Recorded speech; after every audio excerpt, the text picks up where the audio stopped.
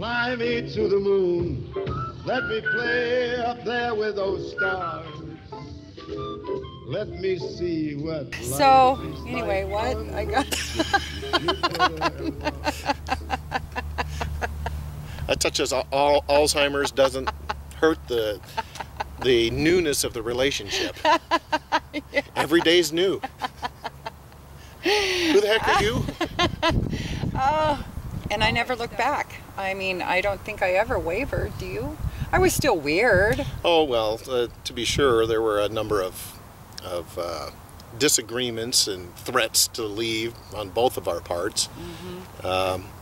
And I, for one, never really felt that I would leave, but I guess I had always hoped that it would be a slap in the face and make you consider what was going on, and therein lies a problem with what a lot of people will do, and it is a dangerous game, because you get where there's one-upmanship, and somebody says, well, I'm going to leave. Oh, well, I want you to leave. And it's a dangerous game to play, and too many people get focused on winning when it could mean the end of the relationship. Mm-hmm.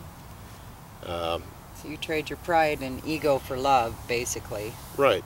And any time that you are willing to sacrifice your ego for the relationship, it's a gamble, because it could wind up biting you, and they could wind up leaving you after you've made a big effort. But for true love, you have to be willing to make those gambles. Mm-hmm. That's so true. And like he says, and that kind of brings me to one of the first real lessons that we learned for a long-term relationship, and is that you have to surrender to the relationship if you want it to work. It's so sad for me to see some people that I know that have been together for quite some years, and you can tell they belong together, they love each other, but they still split up because they can't figure out how to make it work anymore. And a big part of that is they never surrendered to each other, and it has to be a mutual sacrifice of that you just are going to open up and let that person know everything about you, and you are going to accept everything about them. That's what I mean by surrender, is that there's no conditions, there's no I don't know if I can live with that. When you surrender to them, you're saying to them that even with all of your flaws, the good things in our relationship outweigh the bad by so much that whatever it takes to make it work, I'm willing to do that. And that's where we both have been for many years. Yes. And part of that was taking out that language, because you know that saying, sticks and stones can break my bones, but words can never hurt me. That is the biggest bullshit we teach our kids ever in history, because words can hurt. They can hurt a lot. And even just negative self-talk can be really detrimental to your psyche and your daily life. It'll influence decisions that you make. And so I totally think that words can hurt and language can hurt. And part of that language is words like divorce, leaving, through. We took those out. Things like screw you. Okay, we tried to take those out. And the F-bomb we've tried desperately to take out. But you know, sometimes when you're pissed, the only two words that you can come up with are fuck you. I'm sorry, but that's the truth. And I get in trouble with him quite a bit, because that's one of our rules, is no fuck yous when we're mad. When we're, you know, just goofing around, then that's all right. But if we're pissed at each other, then we can't say that. And I am the worst offender for that, because sometimes I'm not as smart as him and I don't have the vocabulary he has, so sometimes those are the only two words I can think of. F you! Oh, the truth is, she's smarter than me. It's been proven every time she takes an IQ test. She's up here, I'm here. That is such bullshit. It's bullshit. Nope.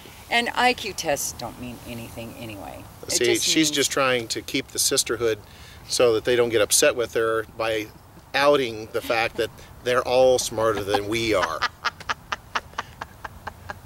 But as part of the sisterhood, they can't let us know that. Otherwise, it's more difficult to manipulate us. Manipulate. Oh, what? Right. I know not of what you speak. And sometimes we can be smarter because we allow them the happiness of thinking they're manipulating us. Well, and that's a good thing about him, is that I am a super strong personality. And my mom, when I was a kid, said something to me that stuck with me for the rest of my life. She said, Brenda, you always surround yourself with people that make you look better. And at the time I was just insulted and disgusted by it, but I think what she meant now as an adult is that I always surrounded myself with people that, how do I say this without sounding insulting? I don't want it to sound insulting. I don't know if you can do it without being insulting. Well, just because I would, you know, it's like the dumb blonde routine. You know, most blondes are not dumb. And I've read several articles that say that, and I was blonde for a while, so I know that this is true, that when society expects it out of you, you tend to give it more. And not only that, they got more done for them when they put on that routine. And I did the same thing when I was blonde, and it's true. People offered to do more for you, and I let them, you know, but it was all just a routine. It was just kind of dumbing down, if you will, just to get what I wanted. And that's what I think Mom was talking about, is that I surrounded myself with people that were doing some really stupid things, and they were never my idea. Most of the dumbest things, some of the not so dumb things were usually my idea, but the really stupid things that got me in a lot of trouble were never my idea. But I never wanted to be out of the crowd and to show that I was different, or, you know, I didn't want to be unique. I just wanted to blend in, and that's what she was talking about. And so when I met him, he was the first guy that intellectually was, I felt, really superior to me, and that used to be super intimidating to me because I felt like I had to keep up with everybody. I had to be at least as good as everybody else and try to outdo everybody else, whether it be, you know, music or sports or whatever. And with him, I knew it was futile. It was absolutely futile, because he was way smarter than I ever would be. But because I've been with him, it's like shooting pool. When you shoot pool with somebody that's way better than you, you become better. And I feel that same thing happened with him, that he kind of helped elevate me to his intellectual standards. And Well, and one thing you did for me was make me be a little bit more socially adept, because I was truly a nerd, absolute nerd. I didn't know how to relate to anybody, and had no self-confidence, and she's done wonders for that. Guys, if you have a woman that is willing to support you, you need to hang in there with her, because it'll do wonders for you. yeah, vice versa, baby. She had a lot of patience waiting for me to grow up. Oh, well, I think you were the one that had way more patience. I've never felt like I deserved him, because he was always a good guy. To this day, I'm not necessarily a good girl. I mean, I can be a real biatch, and I can really react off the cuff and things that he's very analytical. So he usually does things much slower, because he's always thinking about what he's doing and how it affects those around him. And that's something I'm learning from him throughout the years, because I am an impulse person big time, and I will verbally stomp on somebody and make them cry before I realize what I've done. And well, for you guys out there, you're probably thinking, an emotional woman? What? Never heard of that. As part of your maturity you learn to recognize that as a man you tend to be more logical, but that does not mean that the emotional side isn't as valid. And it took me a long time. I was always arguing with her the logic of why she shouldn't feel a certain way. And guys, that's a big mistake. Trying to tell a woman that she shouldn't feel a certain way is never going to come out well. You're much better off to try and figure out what you can do so she doesn't feel that way. And logic is not usually going to be the key. No.